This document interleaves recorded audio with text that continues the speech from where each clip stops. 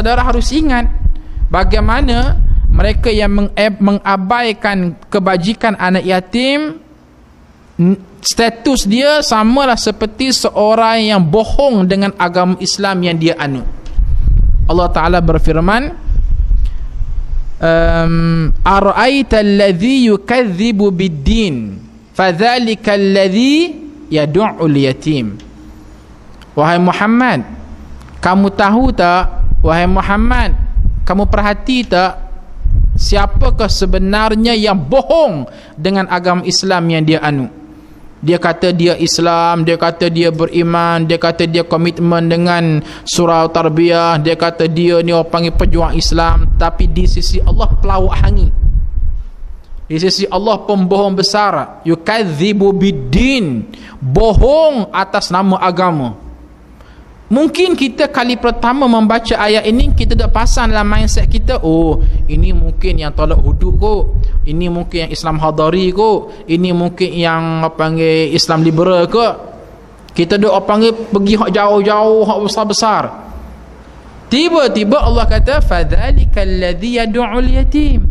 Kalau kamu nak tahu siapa mereka, ialah yad'ul yatim, mereka yang yada', yang tak peduli kepada anak yatim. Anak yatim bukan dia tak tahu ada di sekitar Seri Gombak, tapi tak pernah tanya khabar dia. Makan minum macam mana, wang saku sekolah macam mana, pakaian macam mana, pendidikan sekolah macam mana, kasih sayang macam mana, semuanya tak diambil peduli. Maka ingat, sesungguhnya kita yang tak peduli ini disebut yukadzibu bid-din, pembohong besar atas nama agama.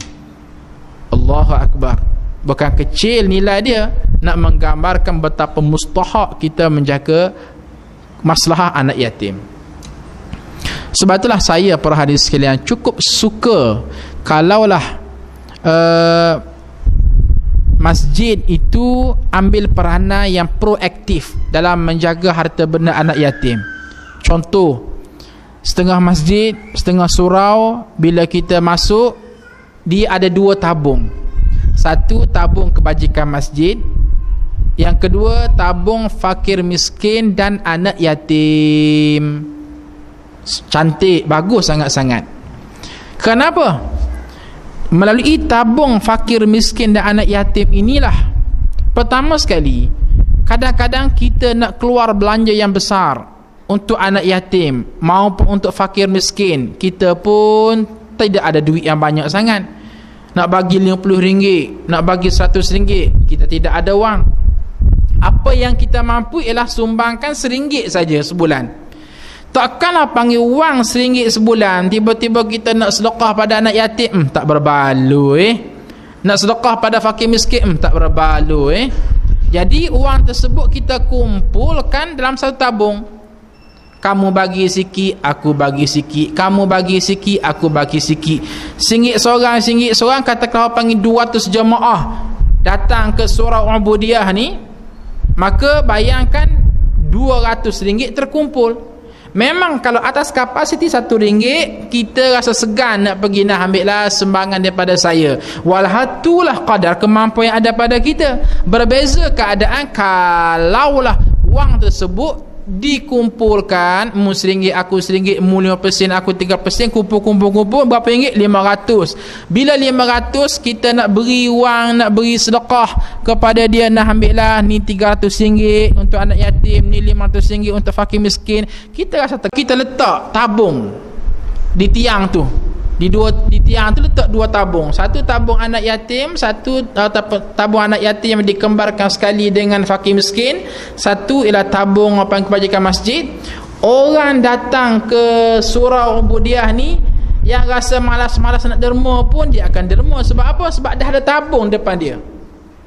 Sentimen nak menderma lebih mudah, lebih senang hati sebab sudah ada prasarana namanya tabung.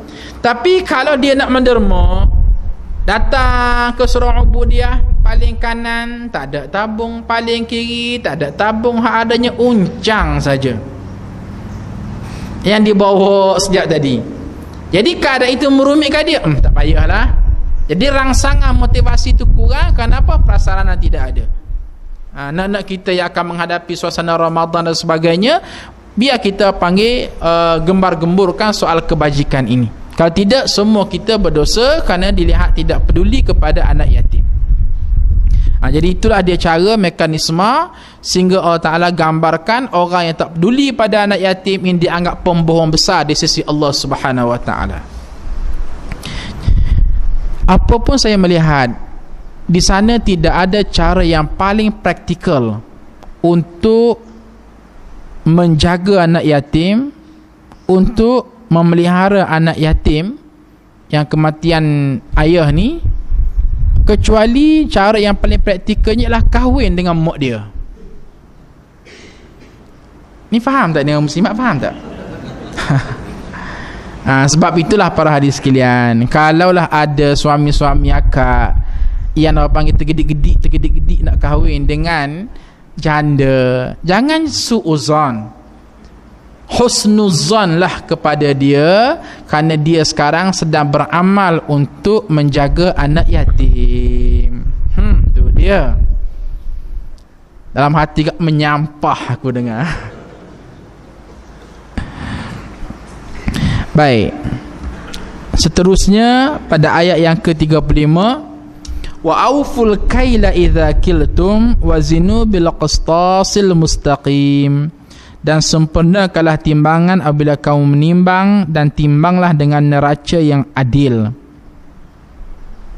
Ayat ini para hadis sekalian ada dua makna. Satu, memberi makna yang zahir. Yang kedua ialah spirit yang cuba nak diambil daripada mesej ini. Makna yang zahir ialah betul-betul timbang. Kita yang menjual buah-buahan, bila kita nak timbang, ada orang kata okey, saya nak rambutan 1 kilo, saya nak buah jamu 1 kilo, maka kita diminta supaya wazinu bil qistasil mustaqim. Kita diminta supaya sukat dan timbang dengan cara yang betul.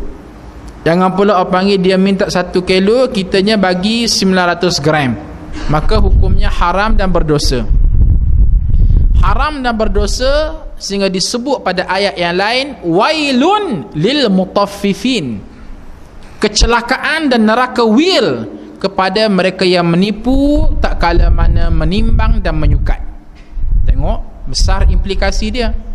Bahkan di antara kecelakaan yang menimpa kaum Ad dan Thamud, kaum Ad dan Thamud, antara punca kenapa ke Allah Subhanahu Wa Taala membinasakan mereka, wa amma Thamud fa uhliku bit-taghiyah wa amma 'Ad fa uhliku bi rihin sarsarin 'atiyah sakharaha 'alaihim 7 layalin wa 8 ayyamin husuma fataral qauma fiha sar'a ka'annahum a'jazu nakhlin khawiyah fahal tara lahum min baqiyah. Kesimpulan daripada ayat ini nak menyatakan bagaimana Samud dibinasakan oleh Allah Subhanahu Wa Taala dengan cara digempa bumikan tempat duduk mereka. Akhir sekali bumi terbelah 2, kemudian disedut masuk ke dalam perut bumi, ditutup semula.